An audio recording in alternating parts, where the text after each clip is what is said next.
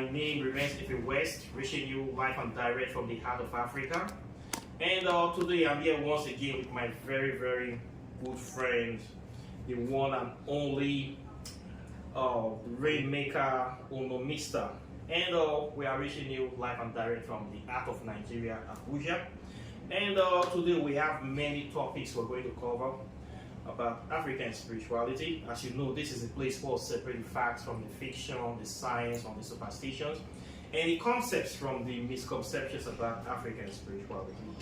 But before we proceed, I want us to talk about Christianity and Africans that practice African spirituality that kind of playing the role of hypocrisy, whereby you see people going to church in the daytime and in the night they practice African spirituality. And we have come to discover that a lot of Africans, i.e. Nigerians, they are very, very religious. As you know, we are the most religious country in Africa, the most populous country, and everybody claims to believe in either Muhammad or Jesus, and claim to be very religious. In fact, they claim that they see God. Some of them even drink tea with God. They go to bed with God. They wake up with God. Before they say any sentence, they always start with God and end it with God. At the end of the day, you still see people patronizing these so-called Marabats, native doctors, Babalawos, Afars, and whatnot. So, is it the same people that are going to church that are patronizing these people in that are supposed to be pagans or practitioners of African spirituality, or they are different Nigerian folks? So I want to throw this question to my very good friend here. How you see this topic? You said they claim to be religious. They are religious, but they are not spiritual. Can you imagine? 90% are religious, but they are not spiritual. Same congregation going to the churches, going to mosques today. Is that same congregation patronizing the African spiritualists, like you said, in the night. But most times they don't really agree that they go to patronize them in the night. But what we see today is you see somebody in the pulpit shouting, praying, being religious or religious in the evening. They go there, same congregation, same people. Yes. We see cases of people that we have various illnesses that mainstream medicine cannot cure. And these people will go to these native doctors or Babalawos to get treated. And when they are treated, they will now go to the church to give testimony to their God, that is that God that healed them. But where they actually get the solution from, they will ignore or neglect that place. They will even speak against those places. Of recent times, even the should permit me to call them Babalawo. Some who insist that you also come and give thanksgiving here, of which the people will give thanksgiving in the Babalawo's shrine, but they would not loud it. There will be no pictures taken, no video, no recording, no Facebook videos. Yes, they'll give the thanksgiving quietly. Then they go back to their mosque or church and give the praise the Lord and give all the testimony with party and videos and everything. That's what happens. That's what always happens. Okay. In this case, is this okay or for us to call those people hypocrites? Personally, I won't call them hypocrites. Why? Reasons is when you try to make someone understand some certain things. They are adults. You don't just call people hypocrites like that. We make them understand by explaining to them, make them understand that this thing you are criticizing. Before I forget, you see, there's a sect in the Christian denomination, the celestial, the white garment people. You see people, even in Christianity, they discriminate against those ones. Yes. But they still go to the white garment people to find solution. And the white garment people, they recognize African spirituality. And when they get solution from the white garment, they go back to their whatever regular Pentecostal yes, churches to give their thanksgiving and testimonies. all that. So we actually cannot criticize them and say they are hypocrites or they are this, they are that. No. What we should be doing is explaining to them and make them see reasons why you shouldn't bite the finger that feeds you. Exactly. Make them see reasons that this thing you're criticizing is what saved you. If you can come and patronize this thing in the night and it still save you, why not come openly publicly to patronize it and it will also save you even more? Yes. That's a good point. Now this goes down to the African practitioners also making their place look nice. I believe today if you take picture in one of the churches, the background looks very tidy and clean and everything. Exactly. If the shrine of the Babalawo can look very tidy and clean too, what will stop people from taking pictures? They will. Okay. Yes. So we say most of the Babalaos, their shrines are very scary. Yes. And it's not presentable. Like people don't want to Just- see it cool enough to identify with. Just like the artists have a showroom and his workroom. Mhm. If the items of the practice of the spirituality is so rough, then have your shrine and also have your showroom, your worship room, okay, where you can make nice so that those that want to come and give thanksgiving can get a beautiful background. Because I tell you, that's what attracts people to churches these days. okay, They have AC. yes, the architecture, Yeah, the modernity. Yes, everybody's dressing nice, smelling Okay. good. So if the African practitioner can have a worship center that looks good like that, modern like that, in this modern time, why not? You have a point. I have said something similar in the time past too, because I have seen how other people around the world practice their spirituality. I've seen how the Chinese people, the Korean people, the Thai people, the Japanese people, what they practice is their own form of spirituality, which is totally different from Christian. The same thing we do in African spirituality is what I see there. They venerate their ancestors, they venerate their local deities, and they build this. They have temples, and they have been able to modernize their temples with the modern day technologies. You go to these temples, you see them have split units or ACs, they have plasma screen, they have computers, they have internet. It's very cozy. They have library. They often have rooms for people that want to live in the temple environment, to stay there to do research or to do any kind of work. But you see that African practice is the opposite. Most of our practitioners, I have to admit, due to lack of funding or lack of interest, many of them are just struggling to survive. Let me cheat this. What the thing you call showroom and their workroom is the same place that they use for everything. Yes, let me cheat this thing in now. They say, you often hear this phrase being used by the Christians, say, cleanliness is next to godliness. Yes. Godliness is in African spirituality. Yes. It's the core of African spirituality. Yes. Now, the reason why you see the Babalawo will put a white clothes today he has killed chicken and the whole blood stain has stained the white clothes, he won't change that white clothes. He will still continue using that same white clothes over and over until the white clothes becomes brown or black. Yes. So if cleanliness is next to godliness and African spirituality has godliness in it, why not change that white clothes after the first use? Sacrifice. Change it so that it looks nice. Make your what I'm trying to say is, if it's attractive, yes, people. Okay, you will still want to. I've noticed some of them, due to the fact that they keep doing things, the same thing over and over and over again, which involves not limited to doing animal offerings. The temple is it's very costly for them to keep changing these clothes on a daily basis or even on a weekly basis. So they get tired and say, okay, we'll just leave it there. And they keep doing the same thing. After all, tomorrow we're still going to kill another chicken. If we change this white cloth today, tomorrow we're going to put the white cloth. Every time we kill it, we'll put the white cloth, and it will be very expensive. Let me borrow the phrase of saying our God is not a poor God. No matter how it costs, we can afford it. That's why the African spirituality is rich. We shouldn't act poor. Saying to buy yards of clothes, 1 yard, how much is it? when you go to this other, you see the difference. You see why people would want to own this part with all of their chests and come to this other part. They don't kill offerings, they don't kill goats all the time. They can buy a white cloth and they can use it for the next 6 years of because they don't do those offerings in the church. So they can they can afford to even change it every day. You can't see churches using hotels.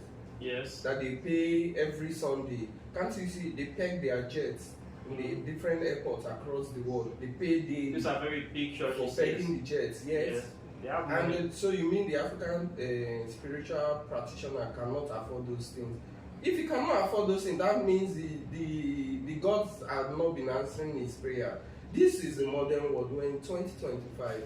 Things need to be like, we need to show workings. Exactly. When they start seeing workings, they start seeing a babalawo driving a Rolls Royce, a babalawo looking, smelling of Gucci perfume. Nice, smelling nice. Okay. My dear, yes. People will come. Okay. Yeah, you have a point there. You have a point there. There's need for us to modernize, to upgrade, to refine a lot of things, to make it acceptable, especially to the modern day youths. Nowadays youths, they don't identify with anything that they see that is not befitting of their style. They want to compete with what they see in the outside world. That reminds me, I saw one day, I'm not going to mention any name, but I saw one African Nigerian babalawo in Dubai the other day, doing shopping, moving around, dressing, looking all modern and moving around. That we need more of that.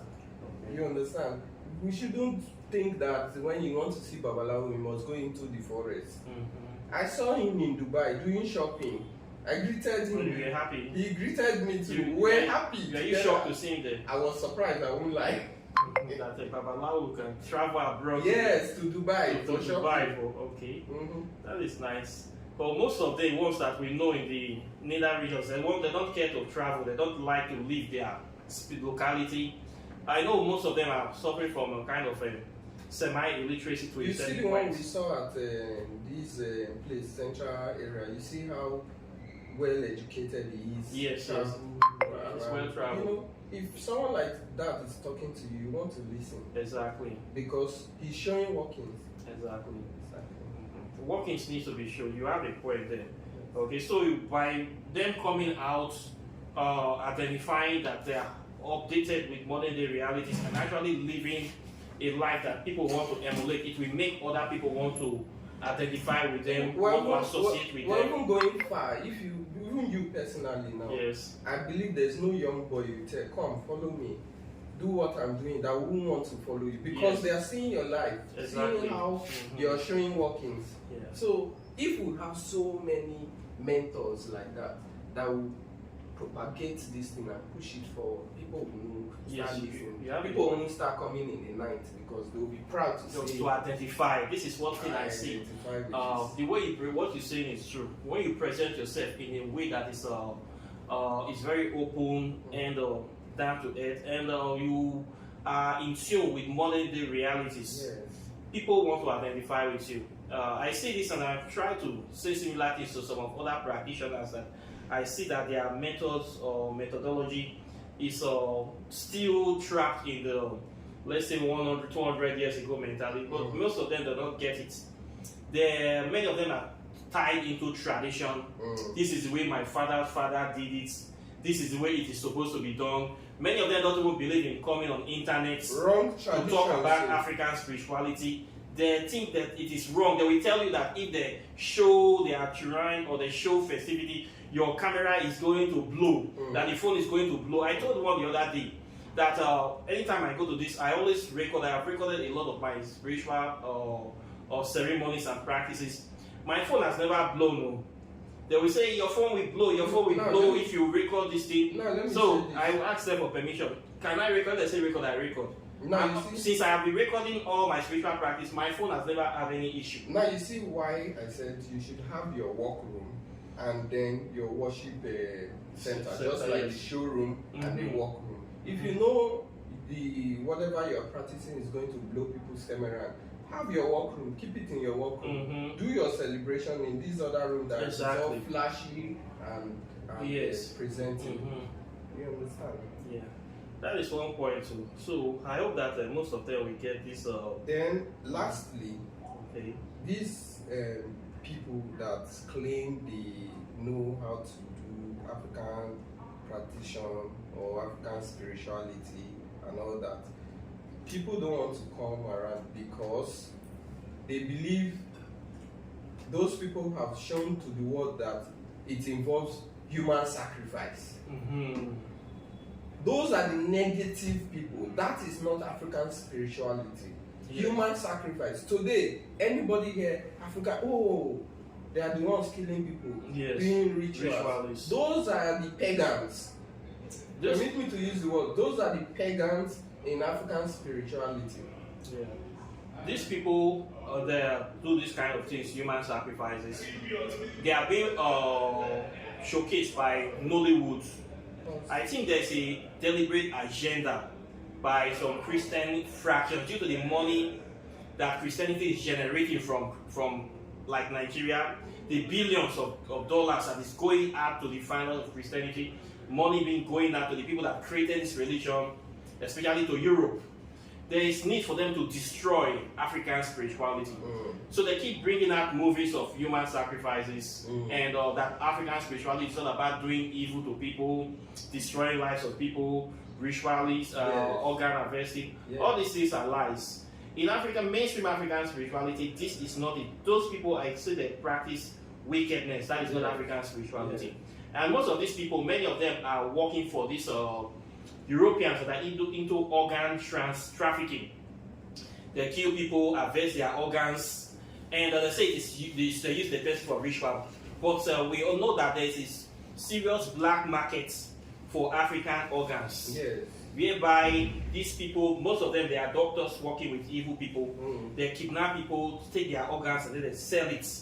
And then There's a serious, and then they claim it is African, that it is a human ritual. Whereas what they are doing is organ trafficking, organ harvesting, and this is a serious problem in Africa, especially in Nigeria. Injuring the person. And all this is lies under African spirituality. So when you talk about African spirituality, the image that comes to mind is those evil things they see on TV.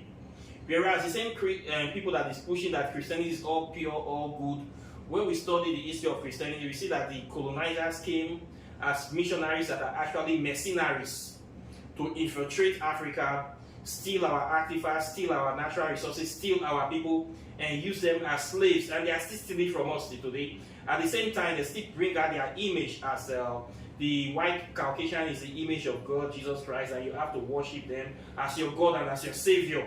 That they are the only ones that will deliver you to a imaginary heaven, while they are creating their heaven right here in this physical world, telling you to wait, your reward is in heaven, but their reward is right here. So we see a deliberate attack on African spirituality from every corners, and we see that the people that actually encourage or propagate this are agents of the religion of Christianity, that are the ones propagating this. So once again, let me come in here. Yes. I have a contrary opinion. Okay. When you say these colonial masters came to steal our artifacts, steal our people, they actually did not steal our people. They did all that with the permission of our leaders. Consent of some with of our leaders. Consent of our leaders. Of course, there will always be betrayers, and Yes. there were people that enabled not them. just the mere people of the society, consent from the leaders, from the kings, from the rulers then. Those rulers gave them the permission to capture the people. They sold the people to these people. So most time I see the people talking about, the white people came to Africa, they took us for slavery. And they did not take us for slavery by force. Our rulers sold us. Yes, you have a point there. Yes. We have had cases of whereby some kingdoms that thought they were very powerful, we send soldiers into other kingdoms that are supposed to be their enemy, or the person to be weaker. Then they will catch people from those places and sell to Europeans. Then the other kingdom that is much more stronger will go to this place. So it was like a racket. Every kingdom was doing it. Even in that same kingdom, some people perceived to be deviants in the society. They also captured and sold into slavery. And sold yes, into this slavery. happens. But it could not happen if there is no demand. There will be no supply. So we blame the Europeans more because the Europeans orchestrated this. The Europeans saw a weakness. And most of the African kingdoms, they did not knew that the slavery is going to be so rampant. Now let me come in here now. You say if there is no demand, there will be no supply. Yes. So if I come into your house now and I demand that I need your child, no, it's because not going to, I demand I need your child, will you give me your child, or I need your wife? It's not going to happen. It's not going to happen if the rulers were not selfish and wicked. See the way you misunderstanding me. Okay. When we check the way this happened, it's not like people were catching people from their own kingdoms. They were catching other tribes from other kingdoms. This is how it happened. You from your tribe, we will have that lucky today that many tribes, they believe that they don't kill each other, they don't hurt each other. If you check our tribe, you know this law that we don't kill your brother, your sister. So if you do anything, the ancestors will come against you. Let me give you but if you hurt a foreigner, nothing will happen. So this is the way it works. Other kingdoms will go to another kingdom, catch people from that kingdom and sell. This is how it happens. So it's not like they are giving their own people. Therefore, in their mind, those people we are not related. We don't speak the same language. We don't eat the same food. We don't do the same thing. We can catch them. They feel that it's okay, but it's actually not okay. This is how it was done. Let me leaders were directly involved doing business with these white people, with the Portuguese and the likes. Okay. It was only when business went wrong and they started fighting, that was the point. At that point, that was where they came and complained to the people and started complaining as if the white people just came today and started destroying the kingdom and taking it. No, they were before then doing business by selling those people they perceive as deviants in their society. Those people they feel they are bad people, they are accused of witchcraft. Okay. Down south, they paddle them in a boat to a different community and keep them there. Paddle them in a boat to a different community and keep there. When the white people came, they'll go straight to the king and present gunpowder, mirror, and the necessary money and everything to the king. Then the king gives them permission to go and catch and take. Those people there are his own.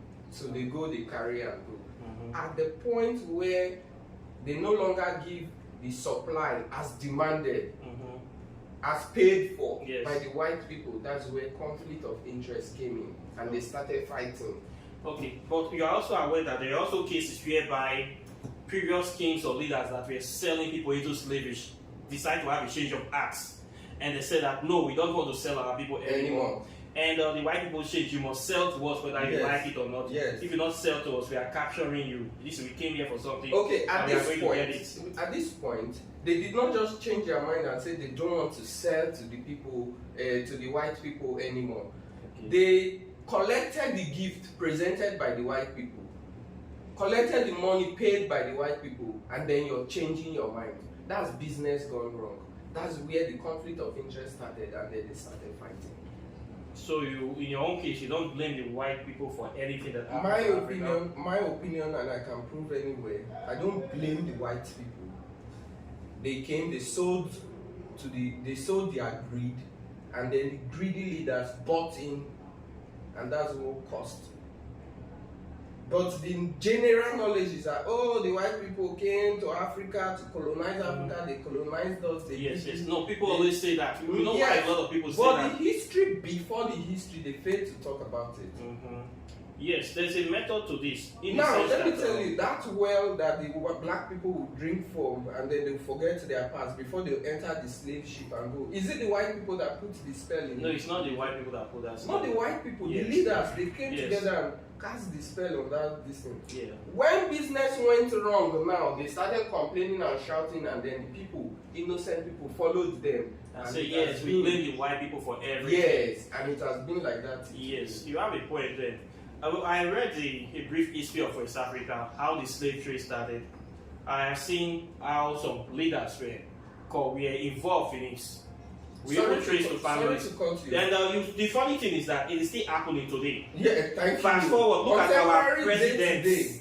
They are not forcing them to take these loans from IMF from World Bank, from China. Our leaders, our governors go and borrow money that we put their generations into debt. Are they forcing them to They are take not the forcing money them. from here to go and invest Betrayal. in different places? They are not forcing them. It's the same thing. So I keep telling them that look, some of our leaders, they are compliant, and the same people that did those things, they are still doing it now. Our leaders are selling us every day to the enemy.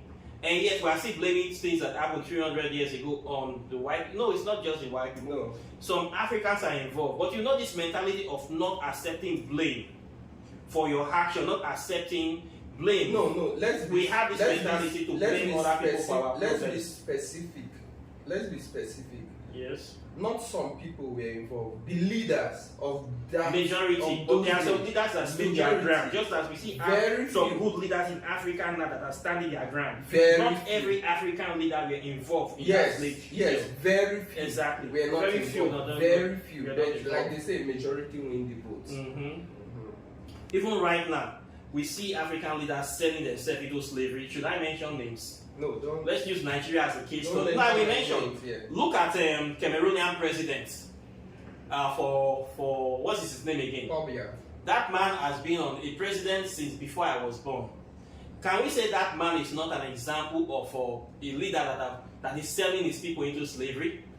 Look at some Nigerian leaders, presidents that have died, and some of them died in London, that they could not build a befitting hospital in their own country. They have to be treated in the colonizers' country because they don't trust any hospital in their own country. This kind of leaders that have betrayed the trust of their people, we have them. We have lots of them. Should I mention more? Okay, these people now, they are modern day leaders that are selling us into slavery, always going to other people's country, going to Japan and China to beg for money. Recently, one of our presidents went to Japan to beg for 5.5 billion. They pledged that they will give him 5.5 billion. He came back and he was very happy. He was sitting like this. All these kind of leaders that we have that are very, very old, ancient, and they have no idea. Can we not liken them to modern day slave traders? That this kind of people take them 400 years back. They will sell their people into slavery. No, they will sell their people for 30 pieces of silver. No, I beg to disagree on this one. Why? Because, like I said, there's always history before the history.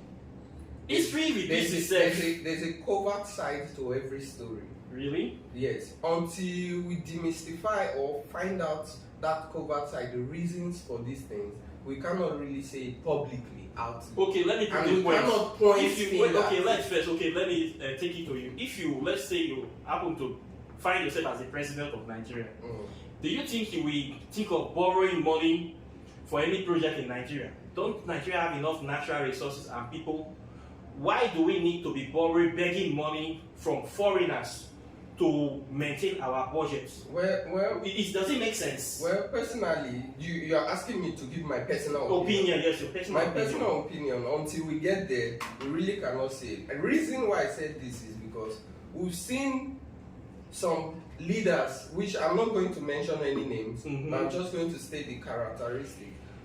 We've seen a particular leader in Nigeria, to be specific, that was shouting, holding the government by its throat. Today is on this news, tomorrow is on this news, shouting, talking about how the workers of Nigeria is being maltreated.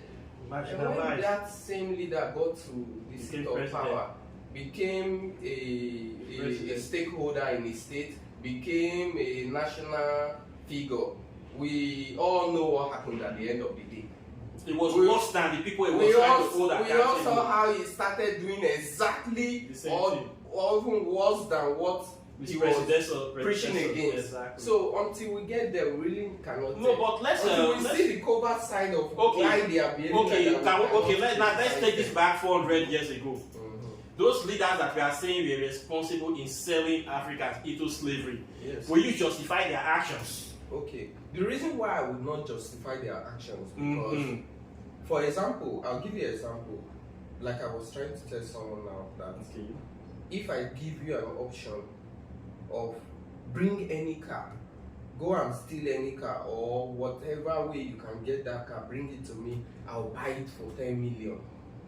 Would that make you to go and start stealing cars? No. It depends on the kind of person you are talking to. You only if go that and person steal is car, very, very hungry you only and go, desperate, they will steal the car. If that person has not eaten for like 1 week, I tell you, that person, don't you think that person will have incentive to steal that car? I tell you, no matter how hungry you are, if you don't have stealing in your system, you will not steal. You rather beg. Beg. You rather beg than to steal.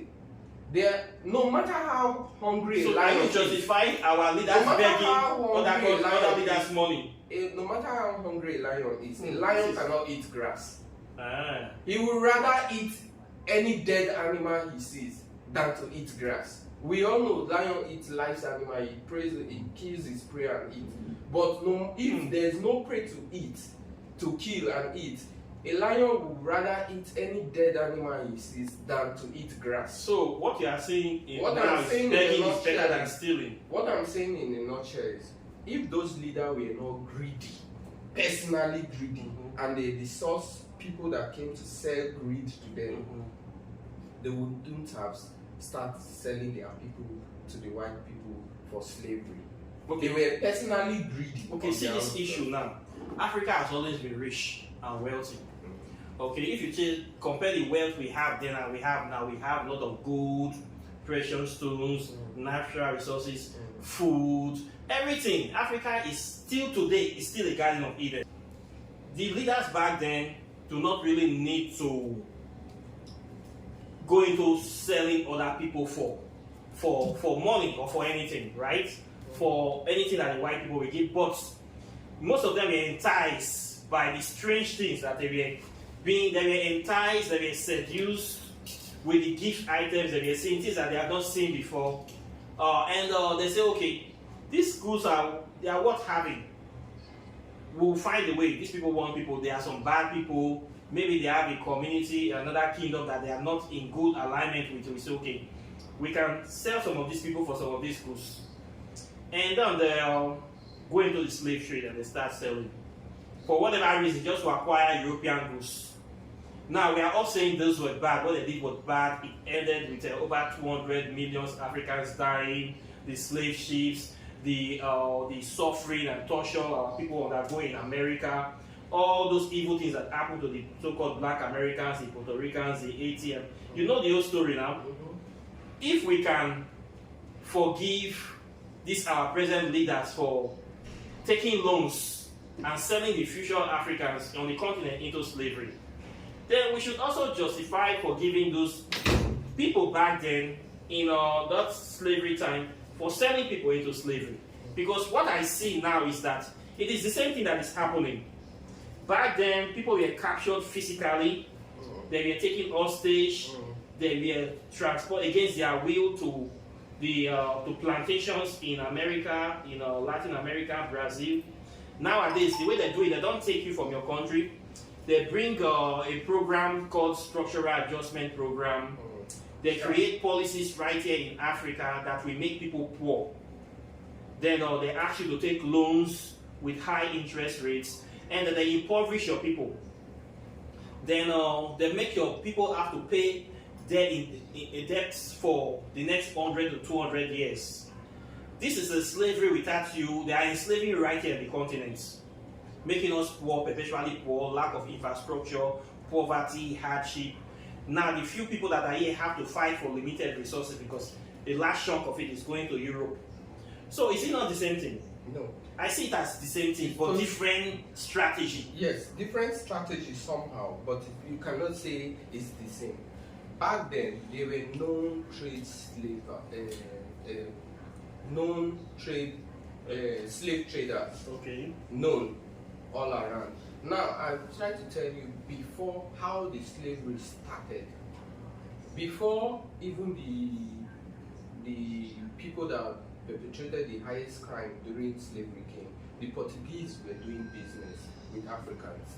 Yes, they were doing business. They even exchanged ambassadors with Oba of Benin, who sent his son to Portugal, and the Portuguese they sent theirs to Benin Kingdom.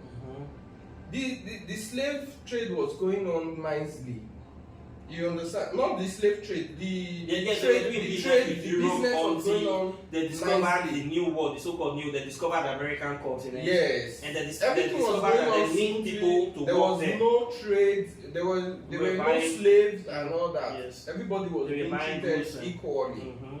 Now, when they needed more They need hands workers. on deck, when they needed more hands on deck, that's where the slave issue started.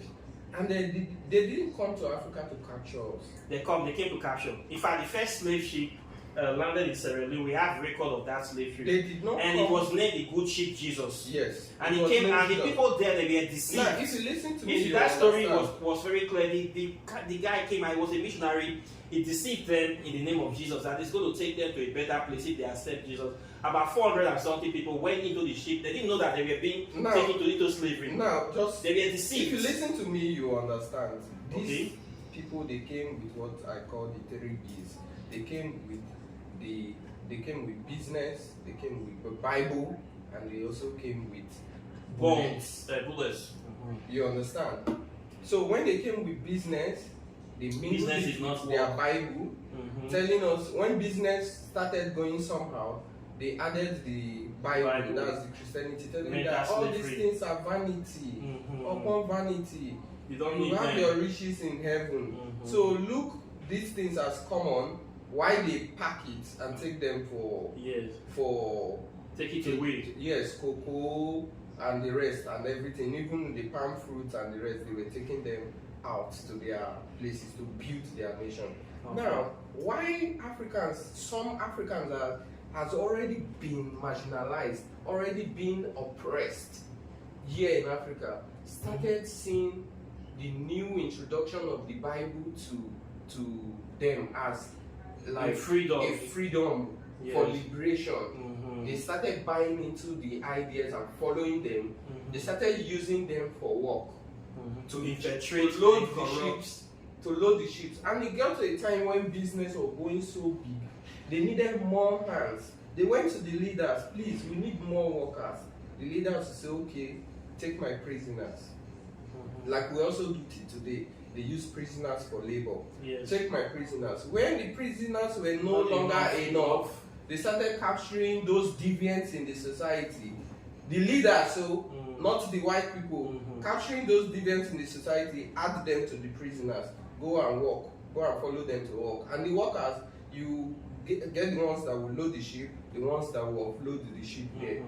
The ones that will plant the seeds there, the ones that will harvest the seeds there. So they needed some of the workers to go overseas. Yes. Are you following the I'm trace? following you. So that's how it all started. Nobody captured anybody at this point. They were going smoothly. They were paying their dues and they were being given what they were paid for. Okay. Until when it got to the point there were no more people to catch. And there was The a high slaves, demand. the slaves were all finished. Everybody started comporting themselves. That's at that point they said, okay, what they will do is go to other communities to capture those people from those communities. That's where going to other communities To raid. came in. Raiding. They will go there, raid those people, pack them and sell, because the leader here still wants to continue in business. And they were selling those slaves, collecting guns. Why were they collecting guns and gunpowders and the rest? So that they can oppress other communities and expand their kingdom, their territories. Yes. So those are the reasons. If you follow me, you see that these things were going step by step, stage by stage, Yes. until it got to the business gone wrong stage. It was when it got to the business gone wrong stage, it was that point, that stage that you know, like they say, the narrative you sell to the media, that's what people will know. That's where everybody. That business gone wrong stage was at the point where the leaders were not able to deliver as paid for. Okay. And the white people got really, really angry. And they've noticed that these people are not really that as we believe they used to be. Yes, they are not. That really oneness is no longer there. Yes. The people were not one with the leaders. The leaders does not even like the people anymore. They saw the loopholes there and they took advantage of Exploited it. it. And they started conquering from kingdom to kingdom, place to place, place to place. That's what gave birth to what we know today. So if before we say things publicly, we should check the history before the history. Yes, yes. If you follow this carefully, you see that these people did not just come and like the media will tell us that, they killed us, they took us for slavery. We were sold out by our leaders. Just as in contemporary day today, we are being underdeveloped by our leaders. Once again. Not by the West, like people who claim that the West are underdeveloping us, they don't want us to. Is it the West that will elect a leader for us? Is it the West that will come out and protest that we did not elect? But you know, there have been cases in Africa whereby there have been assassinations of leaders that people really want, and they were killed. We see this. France do this all the time. Let me tell you. A perfect example: Mobutu. Nobody will come into your. Kwame Nkrumah. Nobody. Thomas Sankara. Nobody will come into your. Nobody. Patrick Lumumba. All these African leaders were actually assassinated by the CIA, by France, because they were popular leaders that want to resist Western imperialism. They were killed, and puppets were installed in their place to continue neo-colonization. Yes, let me tell you something. Nobody will come into your community to assassinate your leader if they don't have the consent of some people that is being marginalized in that community. What you will try to say is that they infiltrated the country to commit those assassinations. There's this strategy of divide and rule. Okay. They sow a seed of contention, discord. The people are no longer one. There's a leader. You see what's happening today in okay, let me not mention names of countries. I can only use we can use now. Let's talk about West Africa, Burkina Faso, Mali. You see what is happening there. Yes, we see what's happening. So these people, and when they sow this seed of contention and they divide the people, they empower these other sets. Yes, to overthrow. They will not come and say, "Oh, today that would be too obvious. That would be a full-blown war and oppression." Yes. So they will empower some sect, empower them with money, weapons, and everything. Even give them machineries to overthrow, to kill, and assassinate whosoever they want to assassinate. Now I tell you, if the people are one. If the people can stand and say, yes, this is who we elect, we did not elect these people, nobody will come and assassinate. Nobody can do anything to you if the enemy within. But you know that there will always be enemies within. People are being incentivized to say, okay, if you assassinate this person, you're going to be the next leader, we're going to make you this, we're going to make you that. Of course, they're going to sell this to you. Just like a parable they used to say in the Urobo land, that the witch outside cannot come and kill you if the witch inside does not sell you out to the witch outside. Yes. If our leaders decide today and say, what happened in the pre-colonial days will not happen again now, we'll start developing ourselves. Okay. They will start taking the money out. They will start building bridges, start doing things. Our currency will be strong, our economy will be strong, we will have a lot of development. But until then, I can only say is somewhat similar, but not the same with what happened in the pre-colonial days. Oh, by similarity, you mean that people are not taking physically, but now people's future, destiny. You can compare. When I say Africans are third world countries, why do Europe always like to use this classification? Because most African countries, their standard of living is way lower than that they have in Europe, right? Yeah. So they say these people are third world. They can't afford this, they can't afford healthcare, they cannot have this, they cannot solve this problem. Their technology, they are zero. When you talk about industrialization, they are zero. It is obvious. So that's a bit of people don't have a classification of third world. But why are these people really third world? Now they are saying developing country. Is it not because of the economic policies that have been created to cripple those people from Europe that is making them third world? It is still the same colonization with different faiths and different the same tactics. The Bible, they are still using it. A lot of Africans now are deeply colonized by the religion, Islam and Christianity. They rather die to defend Christianity than to die to make their country a better place. Many of them would rather run to Europe to go and suffer in Europe than to suffer to make their country a better place. All this brainwashing, everything is still happening the same. Nothing has changed. No, talking about Nothing has changed. Our leaders are still in bed with them, taking loans every day. In fact, any African leader that does not take loan is not doing that, not putting people into debt slavery. He has not even started yet. Now, talking about the Bible, okay, and how people would even die protecting the Bible. You know, before now, during the pre-colonial days, where the Bible was introduced to Africa, people don't even know how to read to start with. There were no they read it for you. There were no machines. There were no machines. They interpret it for you. There were no machines to fact check whatever they were telling us. Okay. So they just stop it in. But today, I believe a lot of people know the history of the Bible and how it's been written. We all know the history. Now, let me run you through one history. Before the introduction of Bible, we have this communal worship system in Africa. Yes. Where we don't worship individually, we worship the entire village worship a particular deity. Exactly. Everybody worships that day.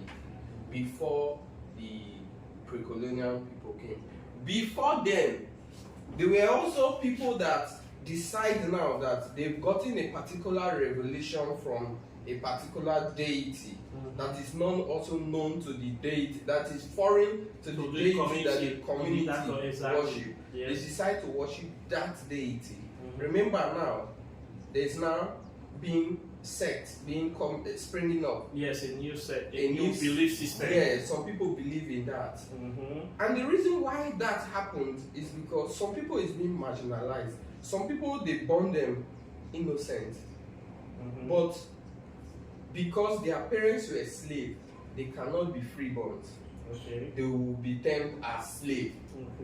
Now, a foreign religion came in telling me that I'm not a slave. You can be a free man. I'm free. I can if do you believe this. And follow us. If you believe and follow us, there's an escape route and there's a brick wall here. Yes. So naturally, humans will follow the escape route. Exactly. That's how Christianity gained more ground.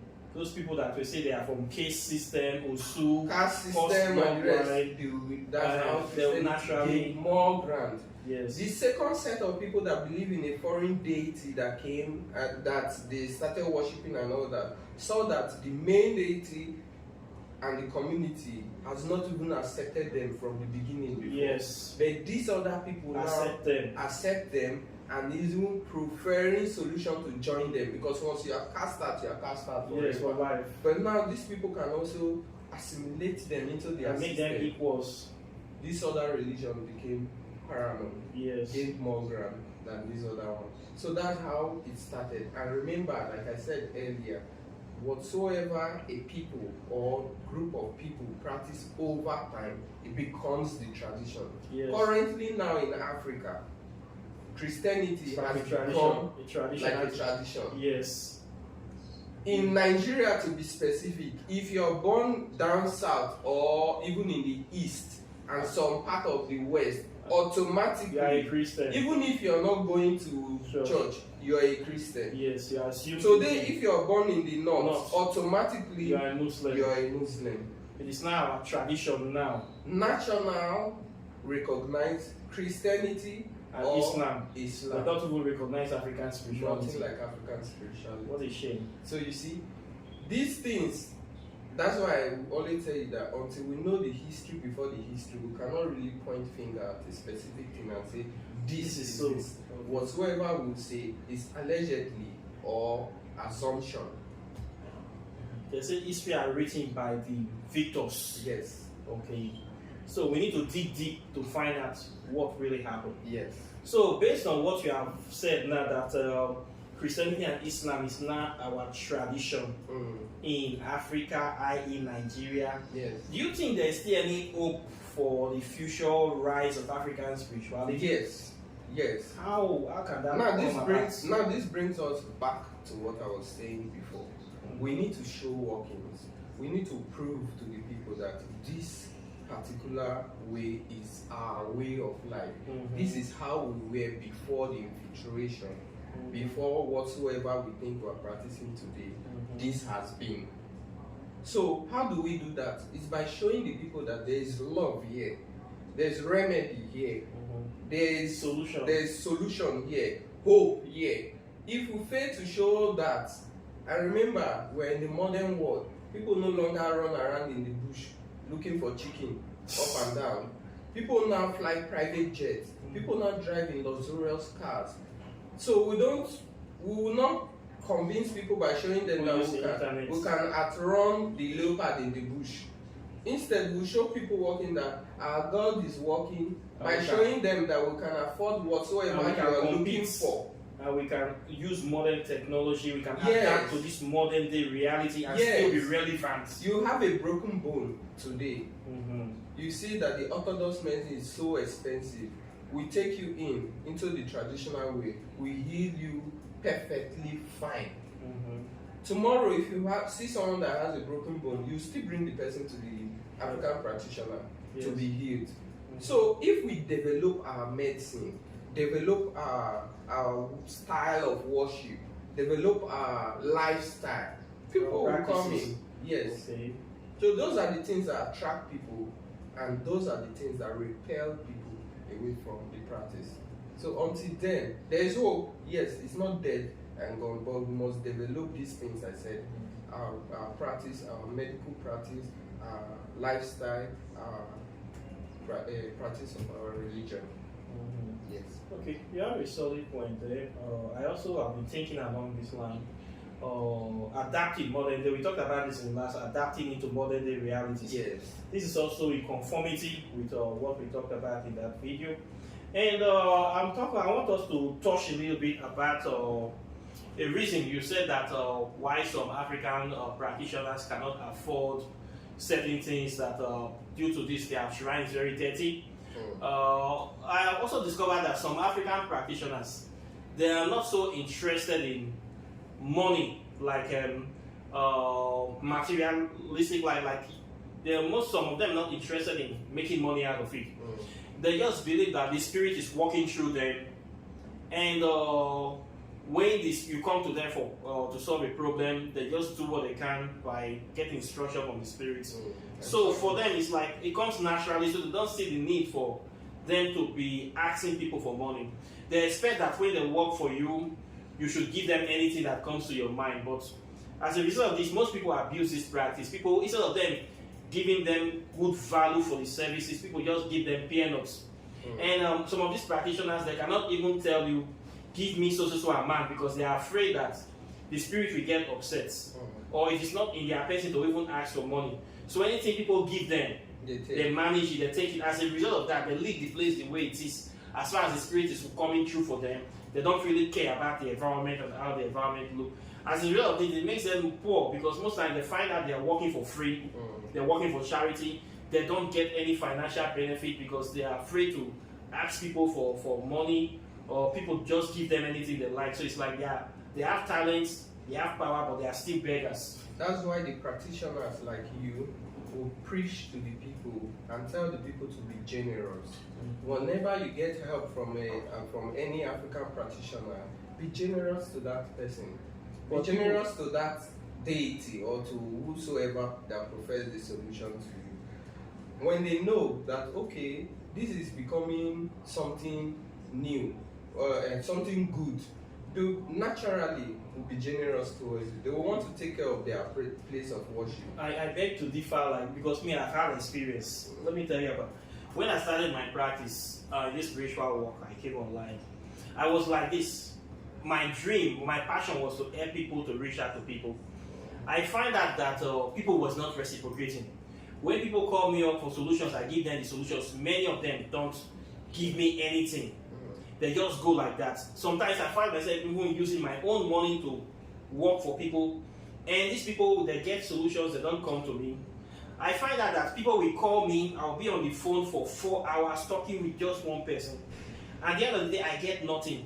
So when I see this approach, I know that if I want to survive, I have to change it. So I was poor. Money was not. When I say I was poor, because I was draining. I was being drained. My emotional energy was being drained. My time was being wasted. My energy, even my own finance was being drained. and I'm not getting things. So I have to change. So I started charging people. I said, anybody that wants any solution, even consultation, you must pay something because I need to protect myself. And I need to make sure that I have value.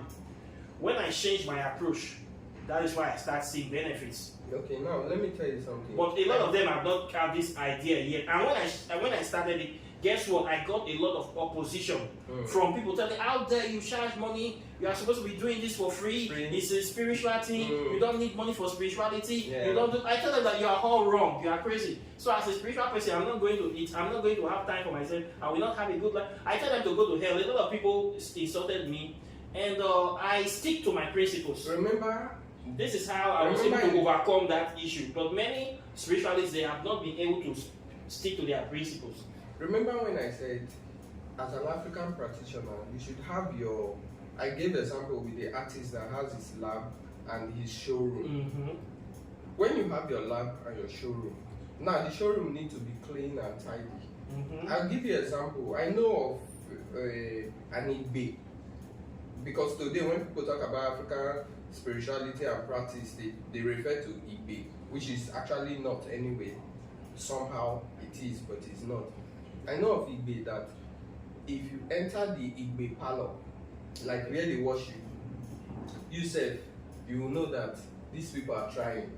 With AC, with everything, the seats were so exotic and everything. Now, what are they doing? They separated their worship parlor from their workshop, or the shrine and everything. And the people coming there know that this place needs to be maintained. Yes. And they will contribute every of the worship day they contribute more of what the Christians do as tithe and sowing seed and everything. They contribute. So if the preachers like you now conscientize the people, let them know. Tell them that these practices also need funding. Yes. Also need people, because there are people working. There must be people washing the curtains, mopping the floors and everything. Yes. Need to be maintained. Naturally, if I come to your place and I get solution once or twice, and I know that this place needs to be maintained, the bills need to be paid, naturally they will contribute. But if you just stay like that, you're not packaging yourself, you're just leaving yourself so dirty. After all, when I come, I see your white is dirty today, tomorrow is dirty. I know that this white does not need detergent to wash it. So why would I drop money for you to buy detergent? There's no need. But if I come today, this white is so clean, tomorrow is so clean, I know that definitely somebody is watching or cleaning up this place, and that person needs to be paid. I'll contribute. You have a point there, but I have a different point. I have also experienced that. When you're running a business or you're running any kind of organization, let me say a spiritual organization, and you're living totally on charity, that your shrine is being run on charity alone, meaning the month that people did not give you enough money, you cannot sustain that place, right? Yes. And when you're living on charity, no business can ever succeed 100% living on charity. Because people that we give today, give tomorrow, that person will get tired. I have had cases whereby people say, okay, they want to support me. They support 1, 2, 3 times, they stop. I cannot ask them to say how far, because they have tried personally. But I believe that if you want to run any organization, you need to charge people for services and use that money to run the organization. This also goes if you live for only charity, it will never work. And besides, another thing, please let me say this. When you open it, this is being run by charity. It is very easy to people to influence and pollute your organization, because I have had that experience whereby I started with this charity thing. People send money, before I know they were trying to change my policy. I told you about the case I have with somebody from Israel that just came up, discovered me. I didn't know this person have an agenda from Israel to spread the gay propaganda in Africa. This person wanted to use my channel as a platform for spreading lesbianism and gayism in Africa. This person started sending me money. In fact, my first website was hosted by this person. I thought I had a new friend. Before I know this, she started influencing me, telling me to be more acceptable, to preach and pro-gay message. It happened to me. So if you open, it was a serious problem. when I discovered what they were trying to do, it was almost too late. Then I exposed the whole thing. I got attacked. I was attacked spiritually. I was attacked. My website was hacked. A lot of things happened during that process. Many things happened to me.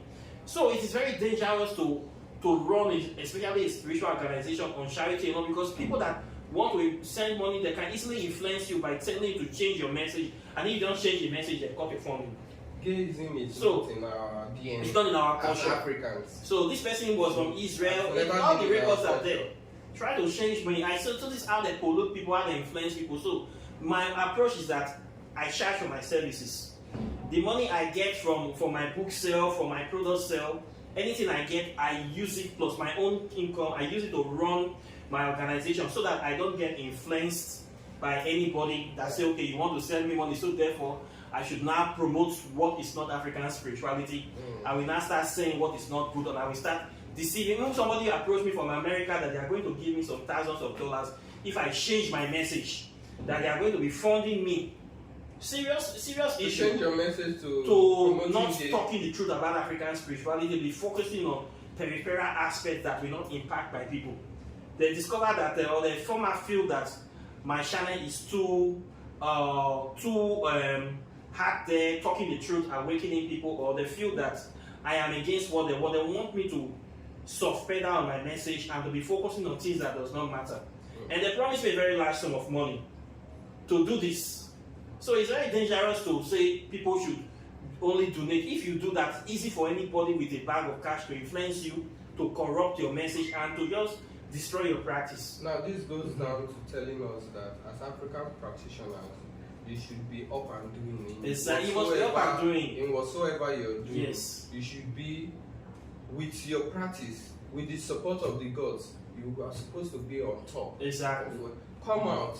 Be an engineer. You must be hardworking. Yes, be an engineer. And still be practicing. Be a politician. Participate in politics. Exactly. Do things that are extraordinary in the society. With the help and the science in African spirituality, you should be able to conquer. We should even have the greatest scientists. Exactly. You should be one of the great scientists as an African traditionalist. Not the think smart.